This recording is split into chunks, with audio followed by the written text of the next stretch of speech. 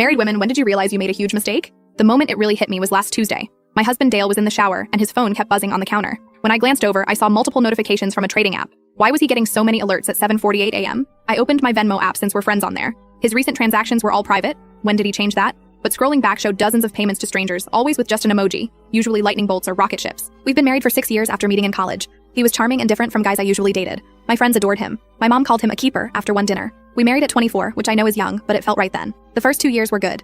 We struggled with money like most people our age. He worked at his uncle's company while I finished my degree. We lived in a tiny apartment, but we were happy, staying up late talking about our future. I should have noticed how weird he got about money. He insisted on managing our finances because numbers stress you out, babe. But I'd find late payment notices for bills he claimed were on autopay. He'd get defensive if I asked questions. My friend Malia tried warning me, but I dismissed her concerns. Things shifted after we moved into our house. He'd disappear for hours on Sundays to research investments, but come home anxious. He'd get angry if I asked to use his laptop. He'd take calls outside even in winter. One night, I woke at 3 a.m. and found him in the living room, hunched over his phone. When he saw me, he literally jumped and hid it. He claimed he was checking market trends, but his hands were shaking. My dad got sick with heart failure, and Dale was surprisingly unsupportive. He complained about driving to my parents' house and skipped hospital visits. Once he said, "It's not like visiting changes anything." Last Christmas, we agreed on a $200 gift limit. I stayed within budget, but he gave me a designer handbag I knew cost at least $900. When I expressed concern, he got agitated and insisted he'd found a deal. The receipt in his car showed full price. Meanwhile, our credit card debt kept growing. He always had explanations: car repairs, work tools, helping his brother. In March, our mortgage company called about missed payments.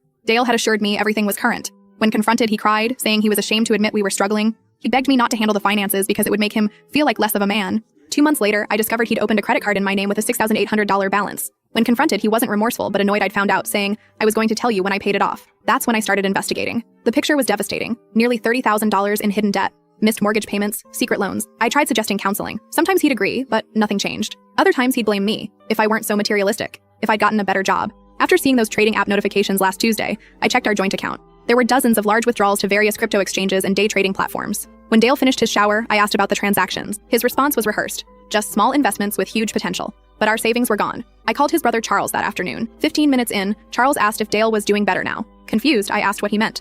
After a pause, Charles said, "With the crypto trading?" Mom and I thought he'd stopped after February. That February incident was Dale losing $4,000 in a bad investment and begging his mother for money to fix his car. His family had known about his trading obsession for years and never told me. I found Discord messages with day trading groups on his phone and discovered he'd been pawning my jewelry, including my grandmother's pearls he claimed I misplaced. The worst discovery, he'd taken out a second mortgage using a power of attorney I'd signed during his knee surgery. Yesterday, I visited a divorce attorney. Today, I opened my own bank account and transferred my paychecks. Now I'm trying to work up the courage to confront him. I know people will ask why I didn't notice sooner. He was incredibly manipulative, mixing lies with just enough truth to keep me doubting myself. He'd make emotional apologies that seemed sincere. Each time I discovered a lie, I'd think, now we can fix things. I was wrong every time.